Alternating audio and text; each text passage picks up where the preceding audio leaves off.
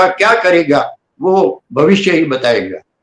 जी दादा, बहुत महत्वपूर्ण बातें कही आपने। और आपने ये भी कहा कि पीठ के पीछे छुरी घोंपना, एक बार हम कभी किसी को मित्र बना लेते हैं तो सारी जिंदगी को मित्र बनाते हैं। अगर हम किसी को कुछ अपना बना लेते हैं तो पूरी जिंदगी को अपना बनाते हैं।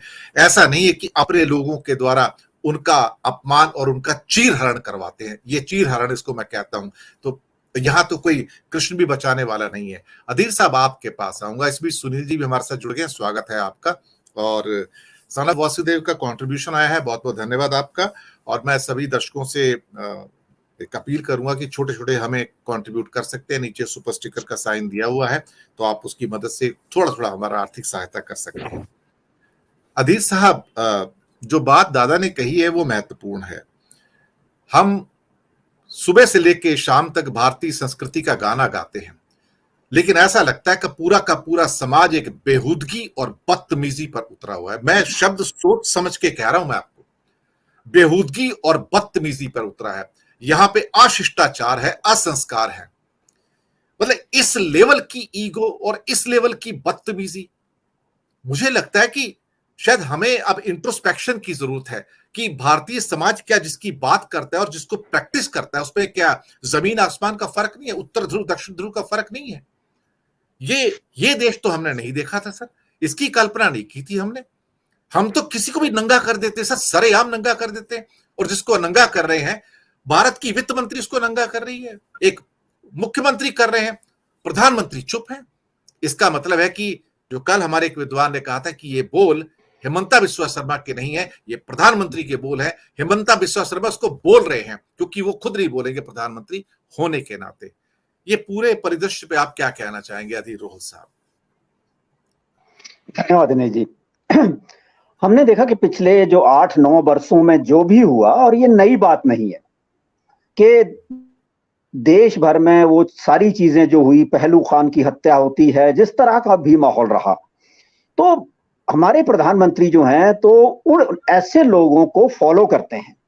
और जब वो ऐसे लोगों को फॉलो करते हैं, मूक अपना समर्थन देते हैं, तो ये चीजें तो कम होने की बजाय बढ़ेंगी ही।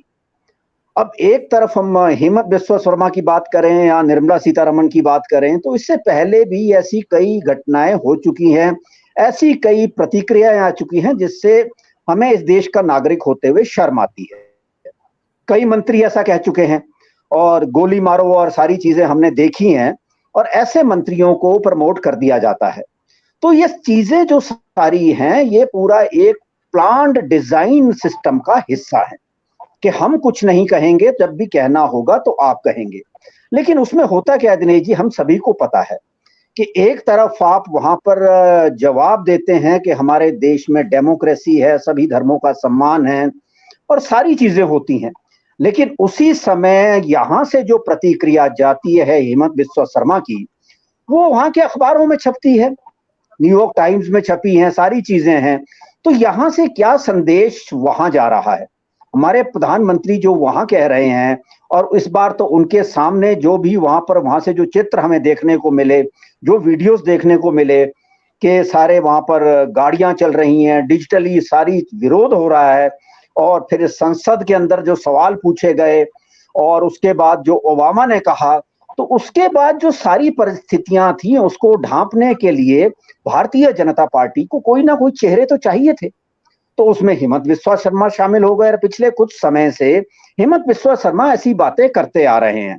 और कल ही हमारे किसी वरिष्ठ साथी ने कहा कि हेमंत बिस्वा शर्मा के साथ बिल्कुल सही किया राहुल गांधी ने कि हेमंत बिस्वा शर्मा से बात करने से बेहतर कुत्ते को के साथ खेलना ज्यादा पसंद किया।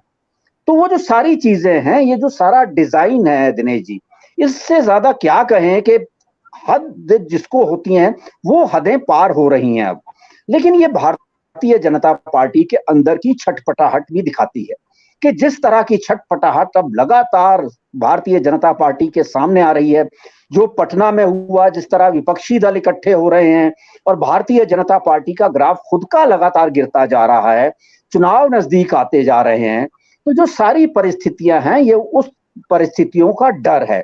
और भारतीय जनता पार्टी में एक तो और नई चीज देखने में आ रही है पिछले कुछ समय से कि नरेंद्र मोदी के बराबर दिखना है, उन जैसा दिखना है, तो हेमंत बिस्वा शर्मा उसी रास्ते पर चल रहे हैं कि जैसा उग्र तरीके से मैं बात करूंगा तो शायद मैं लाइमलाइट में आऊंगा, मेरा राजनीतिक भविष्य असम से निकलकर कहीं दिल्ली तक पहुंचेगा। तो ये सारी परिस्थितियां हैं, लेकिन इसमें जो नुकसान हो रहा है, जैसा आपने जिक्र किया, इस देश का हो रहा है और उन नागरिकों का हो रहा है जो आज भी हिंदुस्तान को एक सभ्य देश मानते हैं, और ये सभ्य देश है। कुछ लोगों की इस तरह बेहुदा हरकतों से या इस तरह की बातों से इस देश की जो एक संस्कृति है उसको नहीं मिटाया जा सकता। सर ये कुछ लोग नहीं है अधीर भाई, ये कुछ लोग नहीं है, ये देश के जाने माने लोग हैं सर। ये स्टैंडर्ड सेट कर रहे हैं और इनके साथ 20 करोड़ अफीम खाए लोग भी हैं, जिसका अनिल जैन जी हमारे कहते हैं कि इनकी अफीम उतरनी बहुत मुश्किल है। ये तो डॉक्टर है, ये जाने माने लोग हैं सर जो स्टैंडर्ड को सेट कर रहे हैं। ये छोटे लोग नहीं है, ये चंद लोग नहीं है सर, अब ये बहुत बड़ी जमात है इनकी सर। ये दीज आर बिल्कुल, ये अभी तो ऐसा लग रहा है कि भारत में एक नया ग्रुप उभर रहा है जिसको मैं अंग्रेजी में एक शब्द यूज करता हूं, साउथ, ये अपना दक्षिण पंथियों का नॉन स्टेट एक्टर्स। जो प्रिगोजिन ने किया ना वहां पर, नॉन स्टेट एक्टर, जो अलकायदा हक्कानी ग्रुप था, क्या कहते हैं कि नॉन स्टेट एक्टर्स, हिंदुस्तान में नॉन स्टेट एक्टर्स पैदा हो रहे हैं सर। ये खतरनाक संकेत है, मैं आपको बताऊं अधीर रोल साहब।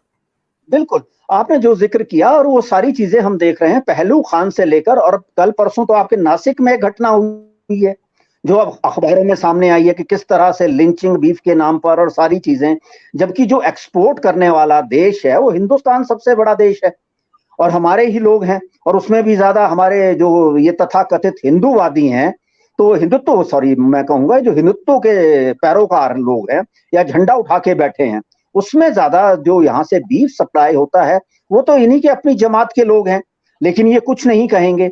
लेकिन दिनेश जी, मैं फिर भी आशावादी आदमी हूं और सही बात है, डॉक्टर साहब कहते हैं कि ये जो अफीम है, और ये जो मार्क्स ने इसके बारे में कहा था कि ये जो अफीम का नशा है ये नसों में चढ़ा दिया गया है, लेकिन फिर भी इस देश का एक बहुसंख्यक समाज जो है इस देश को बेहतर बनाना चाहता है, बेहतर देखना चाहता है, और पूरी दुनिया में जो भारत का एक स्थान है, जो जगह है, एक मुकाम है, उस मुकाम को बनाए रखने के लिए आज भी इस देश के नागरिकों का एक बड़ा हिस्सा अपनी कोशिशों में लगा है। जरूरत दिनेश जी सिर्फ इतनी सी है कि हम सभी अपने अपने हिस्से की जिम्मेदारी निभाते रहें। जी, मैं आता हूं अनिल जी आपके पास। आपने अधीर जी की